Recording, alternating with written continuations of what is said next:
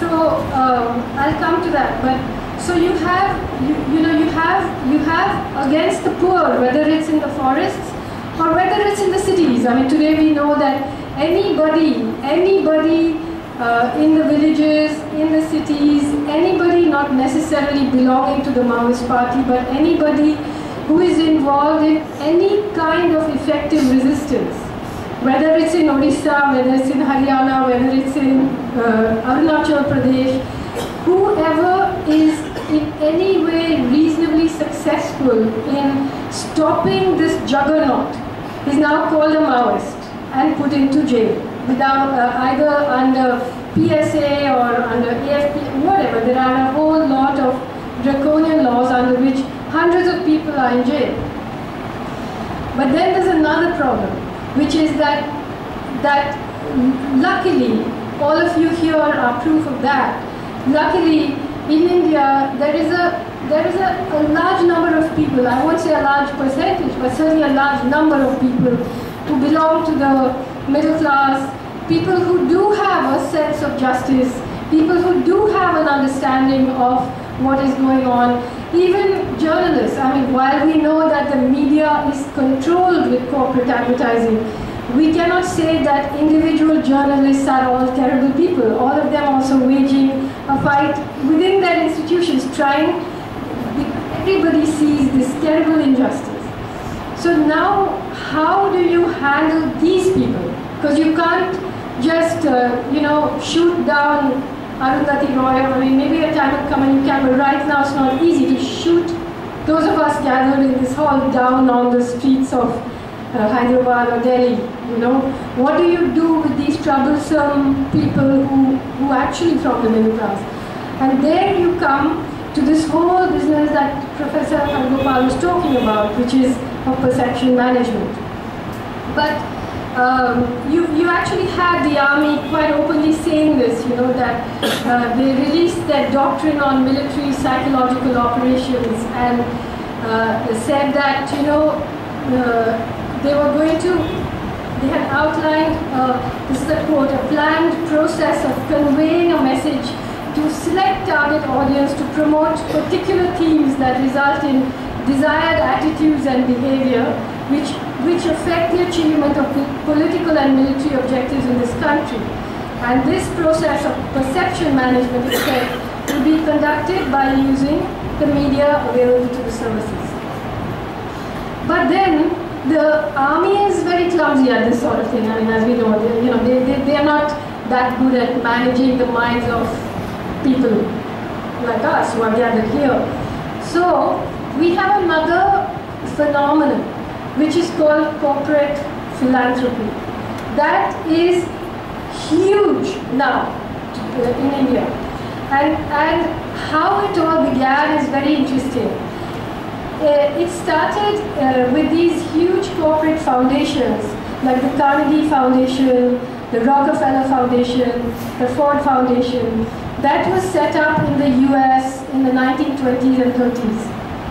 Now, it's very interesting that who was Rockefeller? Who was J.D. Rockefeller? He was the CEO, the richest man in the world at that time, the CEO of Standard Oil Company, which is the sort of reliance of that time, and then the Carnegie Steel Company, and of course we know Ford Foundation. So what they did, which was really very, I mean, now it doesn't sound so brilliant, but if you think of it then, what they did was to take a small percentage of their profits and set up a foundation. Now, what happens is when you run a company, obviously your company has certain rules, labor laws, profits, etc., etc. But these foundations that they said were charitable foundations had a brief that had nothing to do with business. It had to do with the welfare of children and the general good of people. They did a lot of good work.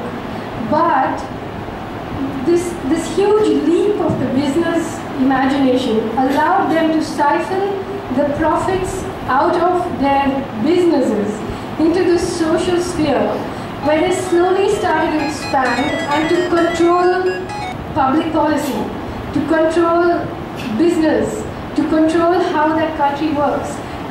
And today it is that allows somebody like Bill Gates, who, okay, so maybe he's good at computers, but what does he know about agriculture?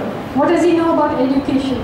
But this tremendous amount of money that they have allows them now legally to control the way the world works.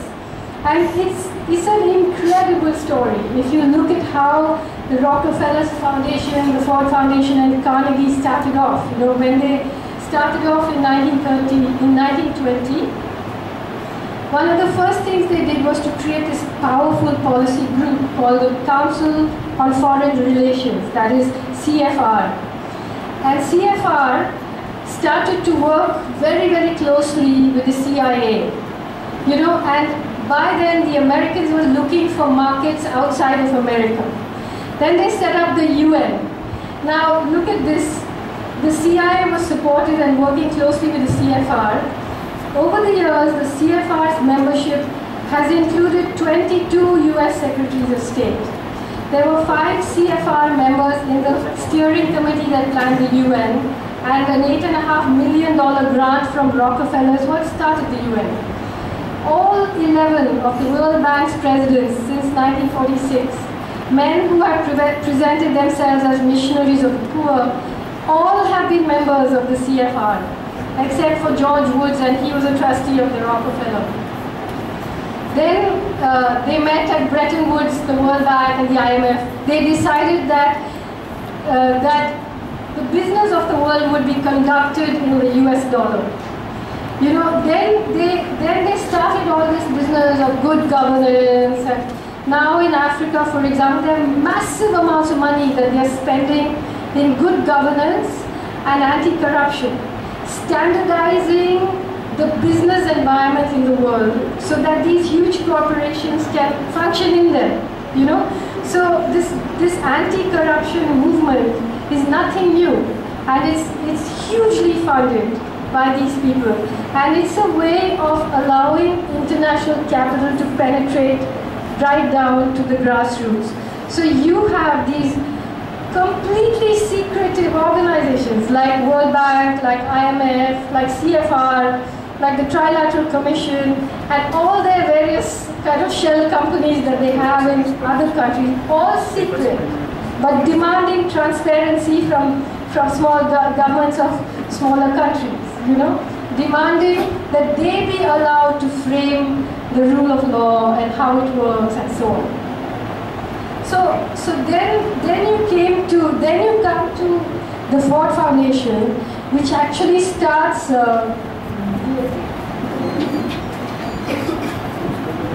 You come to the Ford Foundation, who starts working out how to intervene in education. How do you create an international cadre that believes in capitalism, that believes that if you have a capitalist economy, US hegemony is in the interest of controlling this. So you start intervening in the discourse in universities, and in that you start funding courses, and you gradually create a situation where every kind of diversity is funded as long as it believes in capitalism. So you have feminists, you have identity, you have development, all of that is fine as long as you don't question capitalism. You have race. So you see, if you just go through, I've written it here so I won't repeat it, but if you see how gradually they just change the discourse to end with what we are told today, there's no alternative. Because they actually colonized normality. They colonized reality, they colonized ordinariness, and they made a totally different language. And some of the things they did were good things. That's the interesting thing. Like NGOs, it's not that all NGOs are bad, but structurally, what are they doing? Some NGOs are terrible. Some NGOs are directly connected to these corporations. But in this way they intervene, and it's very fascinating if you look at how the Ford Foundation and the Rockefeller Foundation intervened at the time when Martin Luther King was when the black civil rights movement was peaking in the United States, what they did was amazing. I just want to read out.